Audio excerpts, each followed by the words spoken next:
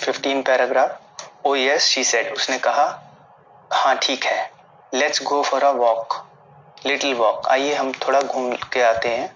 Only you must tell me about things, ये सिर्फ आप मुझे चीजों के बारे में बताते रहना कि क्या हो रहा है। I shall be so glad when today is over, मुझे बहुत खुशी होगी जब आज का दिन खत्म हो जाएगा।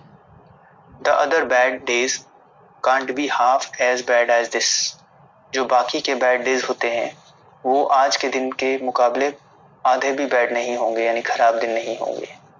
Having a leg tied up and hopping about on a crutch is almost fun I guess, यानी एक टांग बंधी होने पर और क्रच के साथ यानी वो स्टिक के साथ चलने में मुझे नहीं लगता ज्यादा दिक्कत होगी। Having an arm tied up is a bit more troublesome because you can't eat without help and things like that. और अगर एक हाथ बंधा हो तो थोड़ी ज्यादा दिक्कत होगी मुझे लगता है, क्योंकि आप खाना नहीं खा सकते और इसी तरह से क्योंकि आपका हाथ बंधा है तो आप काम भी नहीं कर सकते, आपको दूसरों की मदद की जरूरत पड़ेगी। I don't think I will mind being deaf for a day. मुझे नहीं लगता कि मुझे दिक्कत होगी अगर मैं एक दिन के लिए ना सुन पाऊं, यानी बहरा हो जाऊं। एट लीस्ट नॉट मच, मतलब ज्यादा नहीं होगी दिक्कत। But being blind is so frightening, मतलब अंधा होना बहुत ज्यादा डरावना है। My head aches all the time just from worrying that I will get hurt, मेरा सिर दर्द, एक्स मतलब होता है सिर का दर्द, दर्द होना, तो मेरा सिर दर्द होता है ये सोच सोच कर कि मेरे को चोट ना लग जाए। वेयर आर वी नाउ, हम कहाँ पहुंच गए अभी, तो पैरा 16 में लिखा है in the play ground I said, तो राइटर कहता है कि मैंने कहा कि हम आज प्ले ग्राउंड में हैं यानी मैदान में हैं। We are walking towards the house, हम घर की तरफ जा रहे हैं। मिस बीम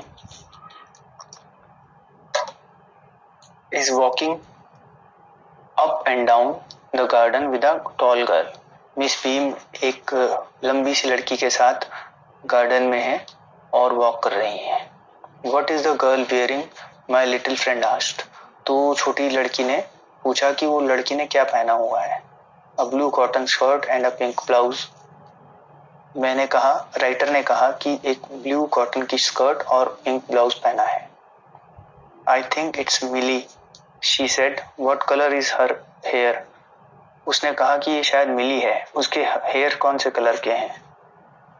तो वेरी लाइट आई सेड, मैंने कहा बहुत ही हल्के रंग के बाल हैं। Yes that's Millie, she is the head girl, यहाँ वो मिली है और वही हेड गर्ल है। There is an old man tying up roses I said, मैंने कहा कि एक बूढ़ा आदमी है जो कि गुलाब के फूलों को बांध रहा है। Yes that's Peter, he is the gardener, he is hundreds of years old, हाँ वो पीटर है जो कि यहाँ का माली है, गार्डनर बोलते हैं माली को, और वो हंड्रेड्स ऑफ ईयर्स ओल्ड मतलब बहुत बूढ़ा है। हंड्रेड्स का मतलब होता है 100 साल से भी ज्यादा है, लेकिन वो बहुत बूढ़ा है हम कह सकते हैं इसको। And here comes a girl with curly red hair, she is on crutches, और अब एक लड़की आ रही है जो कि जिसके बाल घुंघराले हैं और लाल हैं। शी इज ऑन क्रचेस यानी कि वो स्टिक्स के सहारे चल रही है, यानी बैसाखी के सहारे चल रही है।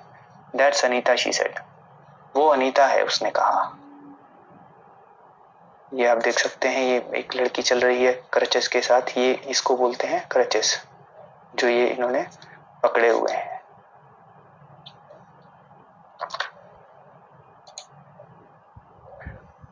सेवनटीन पैरा में लिखा है and so we walked on, और हम चलते रहे। Gradually I discovered that I was 10 times more thoughtful than I ever thought I could be, और थोड़ी देर में ही मुझे ये समझ में आने लगा कि ये सोच करके मुझे जो है मेरा दिमाग ज्यादा सोचने लगा और मैं ज्यादा विचारशील हो गया, ऐसे लोगों के प्रति दयावान हो गया जैसा मैं पहले था, 10 गुना ज्यादा। I also realized that if I had to describe people and things to someone else, it made them more interesting to me. मुझे और ऐसा लगने पड़ा कि जैसे अगर मैं किसी लोगों को या चीज़ों के बारे में किसी को समझाऊंगा तो अब मैं उनको अच्छे तरह से समझा सकता हूँ। When I finally had to leave, I told Miss Beam that I was very sorry to go. जब मैं वहाँ से आखिरी में जाने लगा तो स्कूल से जाने लगा तो मैंने मिसेस बीम को बोला कि मुझे ये स्कूल छोड़ते हुए बहुत दुख हो रहा है। She replied, then there is something in my system after all. उसने कहा हाँ, अगर आपको सच में दुख हो रहा है तो मुझे लगता है कि हमारा सिस्टम यानी कि हमारे जो व्यवस्था है, जो हमारी प्लानिंग है इन बच्चों के लिए, वो बहुत अच्छी काम कर रही है।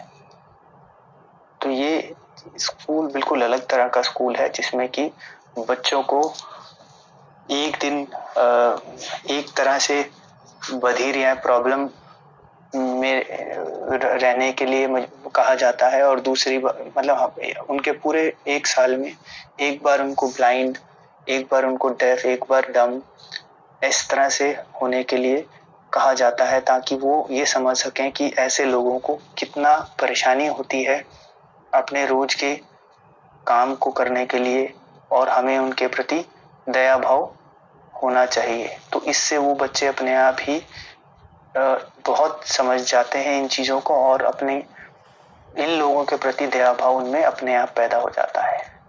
तो ये हमारा चैप्टर था डिफरेंट काइंड ऑफ स्कूल।